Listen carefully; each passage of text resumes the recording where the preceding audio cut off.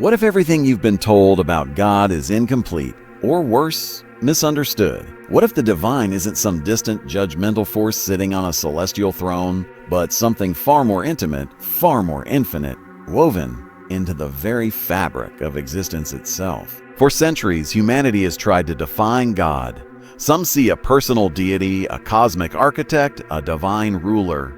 Others reject the idea altogether, turning instead to science and reason. But what if both perspectives are missing a deeper truth? One so profound that it has the power to reshape how we see reality itself. There was a man who dared to unveil this hidden truth. A thinker so radical that his ideas were deemed dangerous, even heretical. His name was Baruch Spinoza, a 17th century philosopher whose vision of God was so revolutionary that he was excommunicated, silenced, and cast out by his own people. But despite the attempts to bury his wisdom, Spinoza's understanding of the divine remains one of the most profound and eye-opening revelations ever conceived. He spoke of a God that was not separate from the universe, but the universe itself, a boundless, infinite intelligence manifesting through all things. A God not of miracles and commandments, but of natural law, order, and the eternal unfolding of existence. But what did Spinoza truly mean by this? And why was his vision of God so threatening to the established order? More importantly, how can understanding this ancient wisdom transform your own life? In this video, we will journey into the mind of Spinoza, unraveling the mysteries of his God, one that transcends religion, ideology, and even time itself. We will explore the forgotten roots of his philosophy, decode its hidden meanings, and uncover how this knowledge can elevate your perception of reality. Prepare yourself, because once you see God through Spinoza's eyes, you may never see the world the same way again. To understand the profound nature of Spinoza's vision of God, we must first step back in time, into an era where questioning the divine was not just controversial, but dangerous. The 17th century was an age of religious dogma and rigid orthodoxy. The Catholic Church and various religious institutions held an iron grip on spiritual thought, dictating what was deemed sacred and condemning anything that strayed from established doctrine. To challenge traditional views of God was to risk exile, persecution, or even death. It was in this world that Baruch Spinoza was born in 1632 into a Jewish community in Amsterdam. From an early age, he was recognized as a brilliant mind, well-versed in religious scriptures, philosophy, and metaphysics. He was expected to become a rabbi, a leader in his faith. But something inside him stirred a relentless curiosity, an insatiable hunger for truth. As Spinoza delved deeper into ancient philosophy and contemporary science, he began to see contradictions in religious teachings. The image of a personal, anthropomorphic God, one who rewards, punishes, and intervenes in human affairs, seemed to him like a projection of human desires and fears rather than an ultimate truth. He wasn't the first to suspect that. The ancient Stoics spoke of a divine presence embedded in nature, what they called the logos, a rational principle that governed all things. The Vedantic sages of India described Brahman, the infinite, formless source of all existence. Even the Gnostic mystics whispered of a hidden divine essence beyond the reach of dogma. But Spinoza did something radical. He didn't just question religion, he redefined God entirely. In his most famous work, Ethics, he presented a vision of God unlike anything before. He proposed that God is not a separate being who exists outside the universe, but rather the universe itself. Everything we see, touch, and experience is an expression of this infinite divine reality. This was a direct challenge to centuries of belief. It meant that heaven and hell were not distant realms, but states of being. That prayer was not about seeking divine favor, but about aligning with the fundamental laws of existence. That everything, every person, every event, every atom is an unfolding manifestation of the same infinite source. But why was this idea so feared? Why did religious authorities consider it so dangerous that Spinoza was excommunicated from his own community, cursed and cast out? Because his vision of God didn't require priests, temples, or intermediaries. It placed the divine directly in the hands of the individual, making spirituality a deeply personal and experiential pursuit. And so, Spinoza lived much of his life in exile, his books banned, his ideas condemned. Yet despite this, his wisdom endured, quietly influencing some of history's greatest minds, from Einstein to Carl Jung to modern quantum physicists. But what exactly did Spinoza mean when he said, God is nature is God? How does this insight change the way we perceive consciousness, reality, and even free will? In the next section, we'll begin to unravel the core explanation of Spinoza's God, one that reveals the divine in a way you may have never imagined. Imagine for a moment that you are standing in a vast forest. Sunlight filters through the leaves, the wind whispers through the trees, and every creature moves in perfect harmony. Now, ask yourself, where does the forest end? And where does the divine begin? For Spinoza, the answer was clear. There is no separation. God is not above or beyond nature. God is nature itself. This is where Spinoza's vision diverged from traditional religious beliefs. Most faiths present God as a transcendent entity, a being that watches over the world, judges human actions, and intervenes when necessary. But Spinoza saw such a view as limited, even illogical. Why? Because it implied a God who was external to existence, as if the creator were separate from creation. Instead, he introduced a radical idea. God is not a being, but being itself.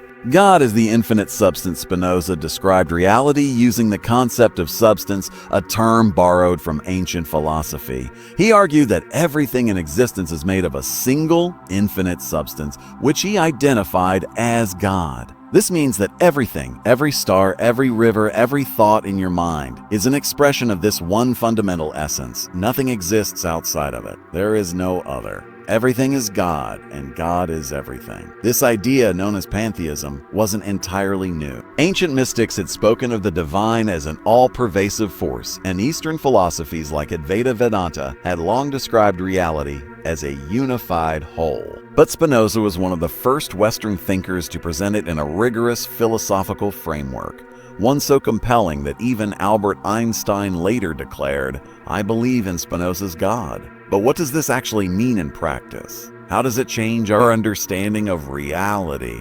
The illusion of separation. Most of us experience life as if we are separate from everything else. We say, I am me and you are you. We see ourselves as distinct individuals moving through a world that is out there. But Spinoza challenges this perception. He argued that separation is an illusion. You are not just a drop in the ocean. You are the ocean temporarily appearing as a drop. Your mind, your body, the air you breathe, the earth beneath your feet, all are expressions of the same infinite substance. To Spinoza, this wasn't just a poetic metaphor. It was a fundamental truth of existence, and the implications are profound. If God is everything, then there is no outside a force controlling your fate. Folds according to the natural laws of the universe. If God is nature, then to understand nature is to understand the divine.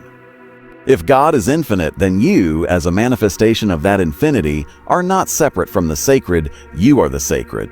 But here's where things get even more intriguing.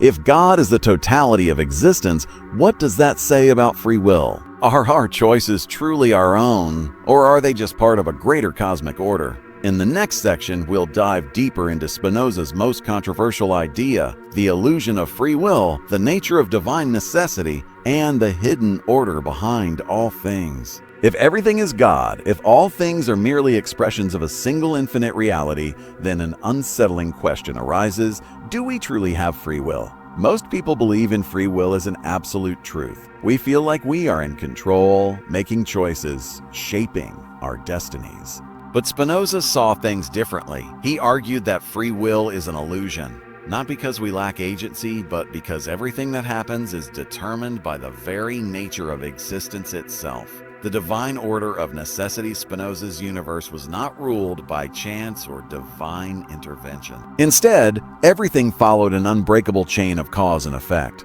Just as a wave does not decide to rise or fall, it is simply following the laws of physics. So too are human actions determined by prior causes, whether we are aware of them or not. To put it simply, you do not choose your thoughts. They arise from your past experiences, your biology, your environment. You do not choose your desires. They emerge from forces beyond your conscious control. even your choices themselves are predetermined by everything that has led up to this very moment. But does this mean we are powerless? Not at all. In fact, Spinoza's understanding of necessity reveals a path to true liberation, the path to enlightenment. Understanding the divine flow. Most of our suffering comes from resistance, resisting reality as it is, clinging to illusions of control. We get angry at fate, frustrated by life's unpredictability, or anxious about the future. But Spinoza taught that the key to freedom is not in controlling life, but in understanding it. When you deeply grasp that everything, including you, is part of the same divine flow, something profound happens. You stop fighting against what is and start flowing with it. You realize that every event, even pain and struggle, is simply the universe unfolding as it must. You no longer fear death because you were never separate from the infinite in the first place. This is what Spinoza meant when he said that true wisdom is to see the world from the perspective of eternity, to step outside the illusion of separateness and witness reality as a single, harmonious whole. Breaking the chains of illusion, this is why Spinoza's God is so radically different from the traditional deity of religion. His God does not demand worship. It does not punish, does not grant miracles, does not intervene. It simply is the eternal, ever-unfolding reality that permeates all things. To recognize this truth is to achieve what Spinoza called intellectual love of God. Not love in the human sense, but a deep, intuitive understanding of the divine nature of existence. Once you see the world through Spinoza's eyes, everything changes. You no longer ask, "Why is this happening to me?" But instead, "What is this teaching me?" You stop searching for meaning outside yourself and realize that you are already part of the infinite meaning of existence itself. But how do we apply this knowledge in daily life? How can we integrate Spinoza's wisdom into our thoughts, emotions, and actions? In the next section, we'll explore the practical application of Spinoza's God, how understanding this divine vision can lead to a life of clarity, peace, and transcendence. Practical application. It's one thing to grasp Spinoza's philosophy intellectually, but how can we truly live it? How can this understanding of God as the infinite, all-encompassing reality transform our daily experience? The truth is, Spinoza's vision of God isn't just a theory, it's a way of being, a path to inner peace, clarity, and alignment with the natural flow of existence. If you integrate this perspective into your life, your perception of reality will shift, and with it, so will your suffering, your fears, and your sense of self. Let's explore 3 practical applications of Spinoza's wisdom that can radically transform your mind and spirit. 1. The art of surrender, letting go of illusions. Most of our pain comes from resisting what is, wishing things were different, clinging to control, and fearing the unknown. But if everything unfolds according to the divine order of necessity, then resistance is like trying to fight the ocean's waves instead of learning to swim. Spinoza invites us to shift from resistance to acceptance, not in a passive way, but in a profound realization that life is not happening to you. It is simply unfolding as it must. Events are neither good nor bad, only your mind assigns them meaning. The more you align with reality, the more peace you will find. Small blue diamond practice. The next time something doesn't go your way, instead of reacting with frustration or fear, pause. Take a deep breath. Ask yourself, could this moment be exactly as it needs to be? When you stop resisting life and start flowing with it, you enter a state of deep harmony with existence itself. 2. Seeing through the illusion of the separate self, the ego, the feeling of being a separate, isolated individual is one of the greatest illusions of human experience. We believe we are distinct from the world, from others, from the divine. But Spinoza teaches that this separation is an illusion. You are not a separate entity struggling against the universe. You are the universe, experiencing itself in a temporary form. This realization brings a radical shift. You stop identifying with fleeting emotions and see them as passing waves in the ocean of being. You stop obsessing over external validation because you realize you were never separate from the whole to begin with. You cultivate deep compassion, understanding that others are simply different expressions of the same infinite reality. Small blue diamond practice. Spend a few moments each day observing your thoughts without identifying with them. Instead of saying, "I'm anxious," try, "Anxiety is arising within me, but it is not me." This subtle shift will loosen the grip of ego and bring a profound sense of detachment and peace. 3. The intellectual love of God. A new kind of spirituality for Spinoza, the highest form of enlightenment was the intellectual love of God. Not worship, not prayer, but a deep, intuitive understanding of the divine nature of reality. This is not about believing in a deity, it's about seeing the divine intelligence in everything. The laws of physics, the unfolding of nature, the rhythm of life, all of it is the eternal expression of God. To love God in Spinoza's sense is to experience awe and reverence for existence itself. It means finding wonder in the intricate beauty of nature, recognizing the divine order in every moment, living with gratitude, knowing that you are part of something infinite. Small blue diamond practice. The next time you witness something beautiful, sunlight breaking through the clouds, the complexity of a single leaf, the vastness of the stars, pause. Feel the presence of the infinite in that moment. Let yourself dissolve into it. This is the intellectual love of God. Not a belief, but a direct experience of the sacredness of existence. Living in alignment with the divine Spinoza's God is not a distant force. It is here and now, in every breath, every heartbeat, every moment. When you awaken to this truth, fear dissolves, anxiety fades, and you step into a state of deep alignment with life. By surrendering to reality, seeing through the illusion of separateness, and cultivating an awe for existence, you don't just understand Spinoza's vision of God, you become one with it. But what does this mean for the journey ahead? How does this knowledge shape our ultimate destiny? In the final section, we will bring everything together, leaving you with a powerful realization that may forever shift the way you see yourself and the universe. What if everything you've ever searched for, meaning, peace, enlightenment, was never something outside of you, but something you already are? This is the revelation at the heart of Spinoza's vision. God is not a distant ruler, not a separate entity, but the very fabric of existence itself. The air you breathe, the thoughts in your mind, the stars above, they are all aspects of the same infinite reality. And once you see this truth, you can never unsee it. A shift in perception, from separation to oneness. The journey to understanding Spinoza's God is not about changing the world. It's about changing how you see it. And when that shift happens, everything transforms. Small blue diamond fear fades away. You no longer fear death, failure, or the unknown, because you recognize that nothing is ever truly lost. It simply changes form.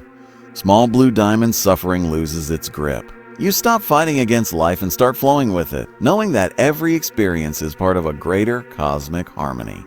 Small blue diamond, you awaken to the sacredness of existence. You no longer see reality as mundane or ordinary. You see it as divine in every moment, in every breath. Spinoza's message was simple yet profound. You are not separate from the universe. You are the universe. The more you realize this, the more free you become.